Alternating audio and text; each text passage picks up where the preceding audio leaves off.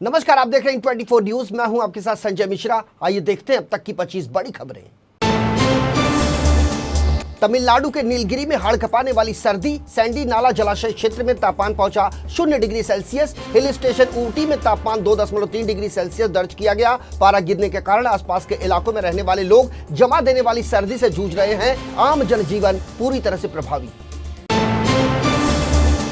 शीतलहर और कोहरे से ठिठुर रहा है पूरा देश, तो वहीं दिल्ली एनसीआर में घने कोहरे के कारण ट्रेनें और फ्लाइट चल रही है लेट। पैसेंजर को एयरपोर्ट और रेलवे स्टेशन पर बिताने पड़ रहे हैं कई घंटे। आज फिर देरी से चल रही है करीब 18 ट्रेनें, क्योंकि घने कोहरे के कारण विजिबिलिटी है 0, जो टेंशन का बना सबसे बड़ा कारण। देश में रोड एक्सीडेंट में हर साल अपनी जान गंवा देते हैं लाखों लोग। सरकार भी सड़क हादसों को मानती है एक गंभीर समस्या। केंद्रीय सड़क परिवहन और राजमार्ग मंत्री नितिन गडकरी ने कहा कि सड़क सुरक्षा है सरकार की सर्वोच्च प्राथमिकता। 2030 तक दुर्घटना से होने वाली मौतों को 50% तक कम करने का केंद्र सरकार का है लक्ष्य।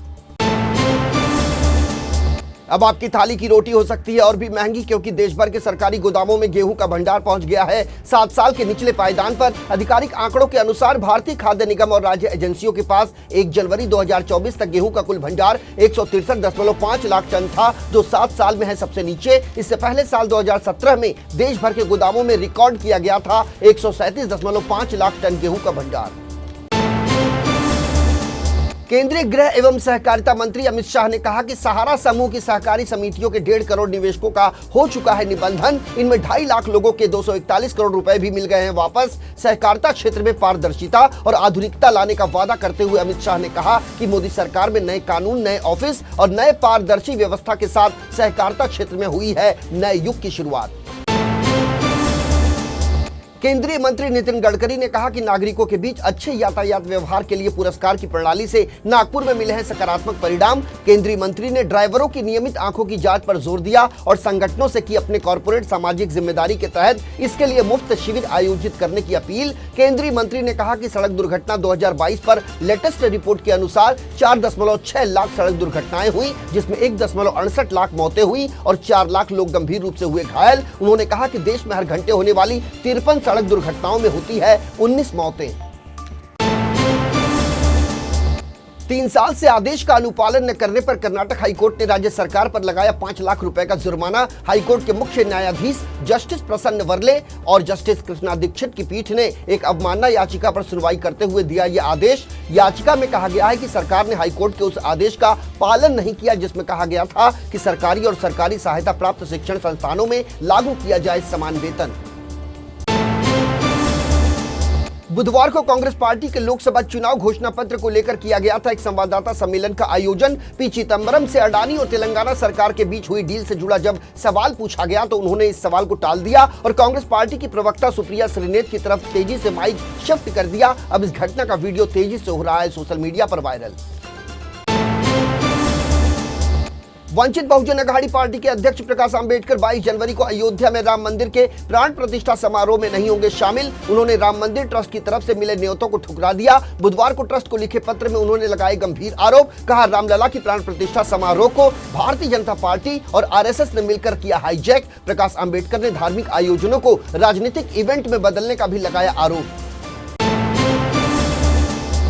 अयोध्या में 22 जनवरी को होने वाले राम मंदिर प्राण प्रतिष्ठा समारोह की तैयारियां युद्ध स्तर पर जारी। प्रतिष्ठा समारोह से पहले किए जा रहे हैं कई अनुष्ठान। इसी कड़ी में बुधवार को गर्भगृह में श्री राम जन्मभूमि तीर्थ क्षेत्र ट्रस्ट के सदस्य और यजमान अनिल मिश्रा की उपस्थिति में प्राण प्रतिष्ठा समारोह से पहले किया गया पूजा अनुष्ठान। बार काउंसिल ऑफ इंडिया के अध्यक्ष मनन कुमार मिश्रा ने chief justice of India DY Chandrachud को पत्र लिखकर किया अनुरोध। लिखा, 22 जनवरी को होने वाले श्री राम प्राण प्रतिष्ठा समारोह के अवसर पर देश की सभी अदालतों में घोषित की जाए छुट्टी। इसके अलावा बीसीआई अध्यक्ष मनन कुमार मिश्रा ने यह भी लिखा कि ये आयोजन देश भर के लाखों लोगों के लिए रखता है अत्यधिक धार्मिक, ऐतिहासिक और सांस्कृतिक महत्व। ये एक लंबे समय से प्रतीक्षित सपने के साकार होने और कानूनी कार्यवाही की परिणति का है प्रतीक।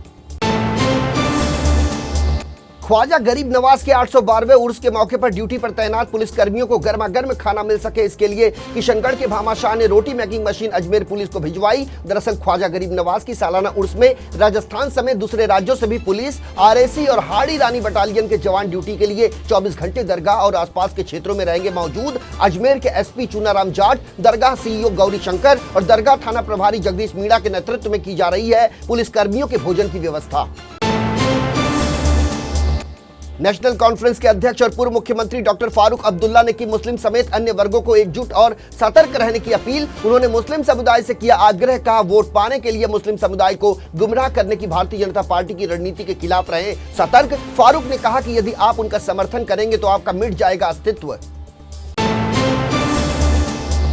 बॉलीवुड फिल्म अभिनेता तेजा अपनी फिल्म हनुमान को लेकर इन दिनों बटोर रहे हैं सुर्खियां। दर्शकों को भी खास तौर से पसंद आ रही है सुपर हीरो फिल्म हनुमान। वहीं तेलंगाना बीजेपी अध्यक्ष और केंद्रीय मंत्री जी किशन रेड्डी ने नई दिल्ली स्थित अपने आवास पर तेजा को किया सम्मानित। दरअसल हनुमान फिल्म के प्रचार के लिए तेजा नई दिल्ली गए थे, जहां उन्होंने केंद्रीय मंत्री किशन रेड्डी से विनम्रता पूर्वक की मुलाकात।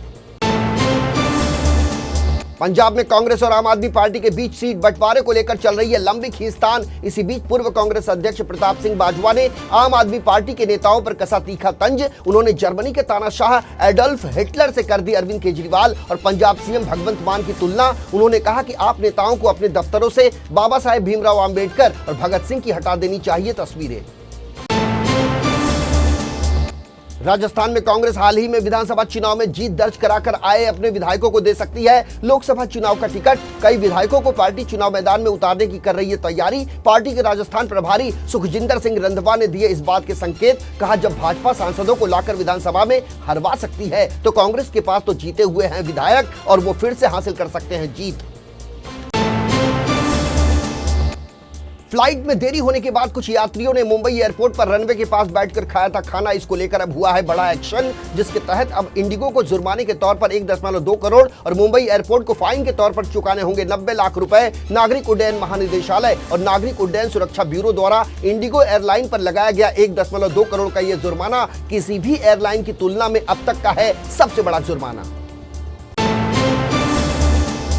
गुजरात के चर्चित बिल्किस बानो गैंगरेप मामले में 11 दोषियों में से 3 ने गुरुवार को सुप्रीम कोर्ट में याचिका दायर कर आत्मसमर्पण के लिए मांगा और समय। दरअसल 8 जनवरी को सुप्रीम कोर्ट ने गुजरात सरकार के दोषियों को रिहा करने के फैसले को पलटते हुए उन्हें जेल भेजने का दिया था आदेश। दोषियों की याचिका पर सुप्रीम कोर्ट ने रजिस्ट्री विभाग को मुख्य न्यायाधीश के पास मामले को भेजने का दिया निर्देश। इन दिनों बड़े बड़े सेलिब्रिटीज के डीप फेक वीडियो बनाने के कई मामले आ रहे हैं सामने। कुछ दिनों पहले पूर्व भारतीय क्रिकेटर सचिन तेंदुलकर का डीप फेक वीडियो का मामला आया था सामने। अब इस मामले में मुंबई पुलिस की साइबर सेल ने अज्ञात शख्स के खिलाफ दर्ज की एफआईआर। आईटी एक्ट के तहत मुंबई पुलिस ने शुरू की जांच। विश्व आर्थिक फोरम के बैटल ऑफ चीफ सत्र में केंद्रीय आईटी मंत्री अश्विनी वैष्णव ने कहा कि भारत की विदेश और आर्थिक नीति है बहुत स्पष्ट। इस सत्र में उनसे पश्चिमी देशों ने चीन और भारत के बीच सही चयन पर किया था सवाल। मंत्री अश्विनी वैष्णव ने कहा कि आज भारत पर बहुत भरोसा की नजर से देख रही है दुनिया। विश्व के निवेशकों के लिए भारत है सुरक्षित स्थान। इसका सीधा उदाहरण है अमेरिका, यूरोप और जापान के साथ भारत के हुए समझौते। तेलंगाना सरकार ने दावोस में आयोजित विश्व आर्थिक मंच में 36,500 करोड़ रुपए से अधिक के निवेश को लेकर समझौता ज्ञापनों पर किए हस्ताक्षर। मुख्यमंत्री रेवंत रेड्डी की उपस्थिति में राज्य सरकार के साथ अडानी समूह और जेएसडब्ल्यू जैसे उद्योगपतियों ने साइन किया एमओयू। राज्य में सीमेंट मिश्रण इकाई के अलावा अडानी एरोस्पेस और डिफेंस पार्क में पंप भंडारण आधारित पनबिजली परियोजना, डेटा सेंटर, ड्रोन प्रतिरोधी तंत्र और मिसाइल विकास और विनिर्माण केंद्र स्थापित करने के लिए 12,400 करोड़ रुपए के निवेश की अडानी समूह ने की घोषणा।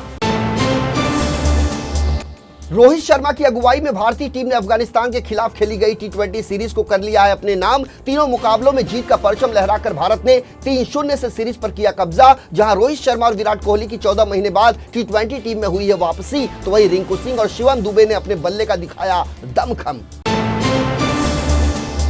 वेबसाइट पर गूगल अपने उपयोगकर्ताओं को कैसे ट्रैक करता है, इसमें वो कर रहा है कई बड़े बदलाव। इसी कड़ी में गूगल ने शुरू किया है एक सीमित परीक्षण, जिसमें वो अपने क्रोम ब्राउजर का उपयोग करने वाले 1% लोगों के लिए थर्ड पार्टी कुकीज को करेगा प्रतिबंधित। उल्लेखनीय है कि क्रोम दुनिया भर में है सबसे ज्यादा लोकप्रिय ब्राउजर। इस वर्ष के अंत तक गूगल का इरादा है कि वो अपने सभी क्रोम उपयोगकर्ताओं के लिए थर्ड पार्टी कुकीज को कर देगा समाप्त।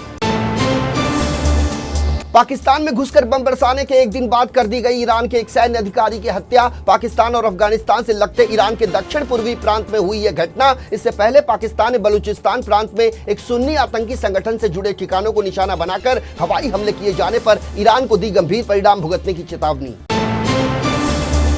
ईरान द्वारा की गई एयर स्ट्राइक का पाकिस्तान ने दिया करारा जवाब। पाकिस्तानी मीडिया के मुताबिक पाकिस्तान ने ईरान में कई आतंकवादी ठिकानों पर किया है हमला। हालांकि यह हमला कब और कहां पर किया गया, इसे लेकर अब तक जानकारी नहीं आई है सामने। वहीं पाकिस्तानी मीडिया के मुताबिक ईरान में BLA आतंकवादी ठिकानों को निशाना बनाकर किए गए हैं ये हमले। तो ये थी अब तक की 25 बड़ी खबरें। देश और दुनिया की ताजा तरीन खबरों के लिए बने रहिए इन 24 न्यूज के साथ। मुझे यानी संजय मिश्रा को दीजिए इजाजत। नमस्कार।